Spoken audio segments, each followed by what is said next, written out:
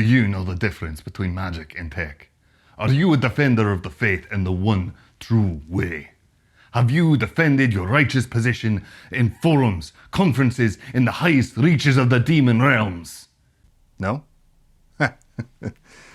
Me neither. Honestly, though, the debate about the differences between magic and tech is fascinating. It's been around for a long time, and the conversations can get quite energetic at times, but there is a lot of value to be had from these conversations. That said, I do think that we have been asking the wrong questions the entire time. Now, I realize that not everybody nerds out about this stuff as much as I do, so in this video, we're going to go over the nature of the debate, some of the answers that people have given, and then we will dig deeper, look beyond simple labels to identify 3 questions that I think matter the most when working with magic and tech in our stories. So let's get into it. I'm Clark Rowanson, the Magic Engineer, and your guide to stories beyond reality.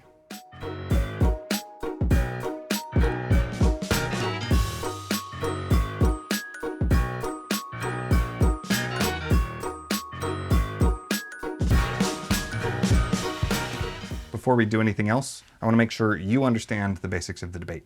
And I'm going to cover that in about 90 seconds, starting now. This is a conversation that happens all the time between and among fantasy, science fiction, and just speculative fiction writers in general. And it's a very simple question of just what is the difference between magic and tech? What makes something magic? What makes something tech? Now, some people agree that magic and tech are different, but then argue and endlessly debate about what actually constitutes one or the other.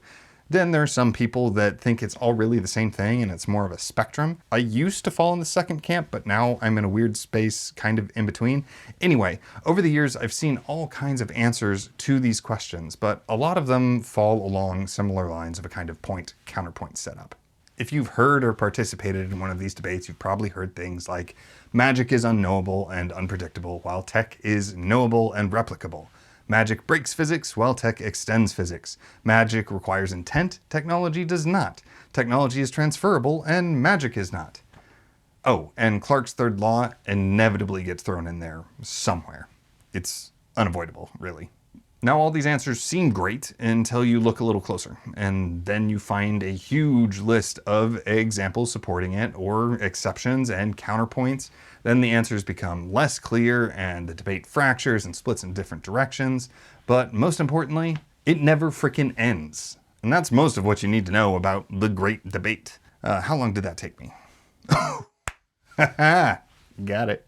Successful summary aside, there's a real problem here. People ask these questions for a reason.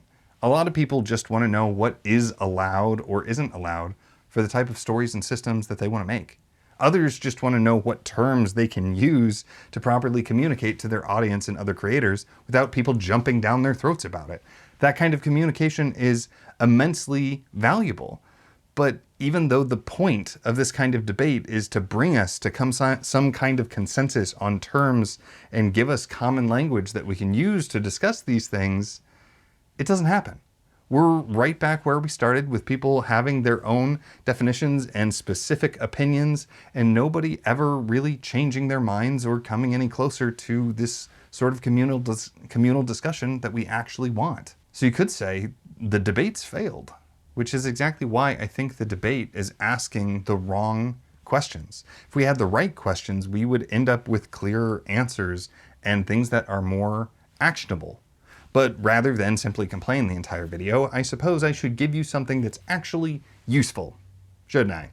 So rather than simply asking, what is the difference between magic and tech, there are 3 questions I think we should be asking.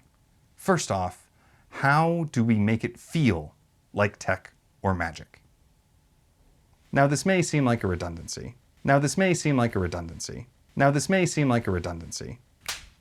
Let's try that again. Now this may seem like a redundancy, but there is an important difference between this question and the original question of the debate.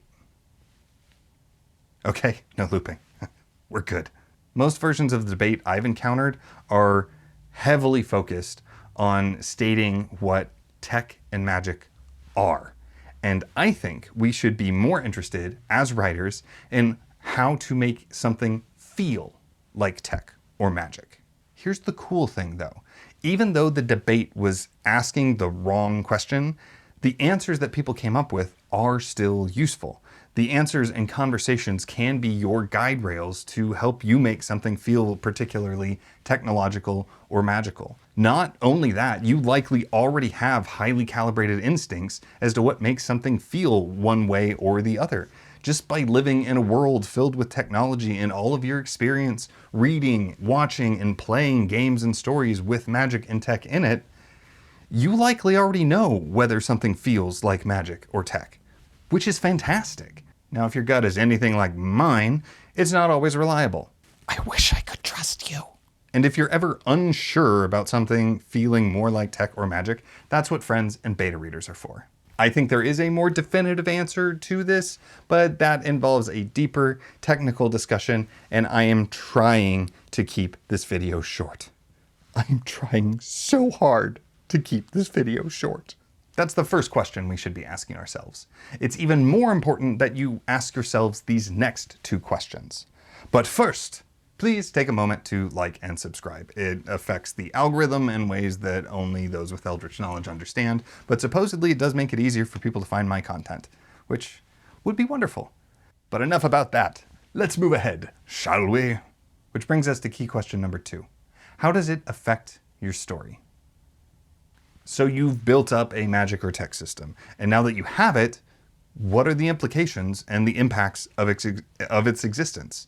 Does it generate new ways for your characters to solve problems, like in Name of the Wind? Or is it an obstacle and a pain point, or even maybe the main antagonist that we see in like Steelheart? Does it lead to the existence of groups and factions and nations within the world, like the Navigators in Dune, or even the schism between the nations in Avatar: The Last Airbender? Does it create social structures and taboos and consequences, like we can see in Stargate, or The Bastard Son and the Devil himself? Does it tie into the theme, or support character arcs, or act as a metaphor for personal and social struggles? What does it do? What does it actually do for your story? And if you can't answer that question, I don't care whether you're trying to create magic or tech. At that point, if it doesn't matter to your story, then you shouldn't even bother with it. Ooh, sorry, was that a bit harsh? Have a stuffed duck. He always makes me feel better. The last question we should be asking, instead of is it magic or is it tech, is a doozy. Now that's partly because we don't have full control over the outcome of this answer, which makes it, I'm getting ahead of myself, aren't I? Okay, so the third question we need to ask is, how does your magic or tech system affect your audience? How does it make them feel?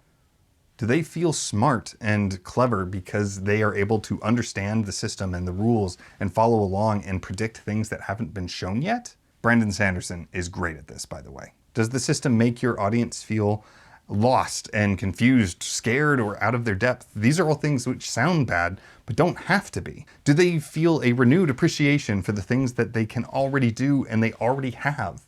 Do they end your story feeling like they have a better understanding of themselves after experiencing this system? Do they feel like they would be the perfect air, water, earth, or fire bender? And yes, I know you just answered that question aloud. My element is air, by the way. Now, all this is super important because how the audience feels plays into how much they enjoy the story, which then affects whether they're going to come back and if they share it with others. But here's the real kicker.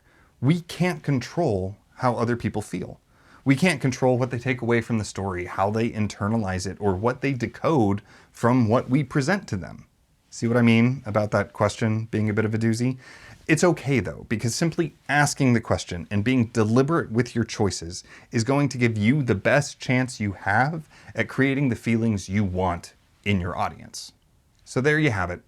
Instead of the endless debate about explicit definitions between magic and tech, those are the 3 questions that I think we should be asking instead. I think it will lead to more useful conversations on the topic and better stories. That said, there is still a need for unifying language on the topic, which is something I am continually trying to address. And if you would like to learn more about my thoughts and explicit definitions I have, you can start here with my discussion on Reality Plus. And if you aren't interested in learning about Reality Plus, that's okay. Focus on these questions instead. Maybe share this link to start the debate anew somewhere, and maybe leave a comment. I don't know. Did I miss something, or am I the one who is missing the point in all of this? Regardless, thank you so much for sticking around through all of my rambling. I had a great time talking about all of this, and I hope you had a great time listening. So that's all for now. I'm Clark Rowanson, the Magic Engineer, and until next time, make sure that you keep writing and stay awesome.